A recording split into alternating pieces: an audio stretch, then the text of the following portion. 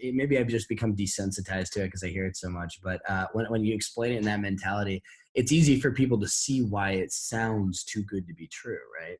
I Right. mean, if you're told that, you might be like, okay, where's the catch? What's the catch here? Right.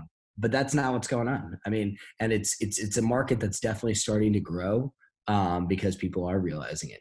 The problem is nobody likes to be the new guy on the block. Nobody likes to not have all the answers. And there's a lot of these roofers, a lot of these roofing contractors out there who they've been doing it the same old way for the past 20, 30 years. And this is how we do it. But unfortunately, what's happening, and coronavirus is a perfect example.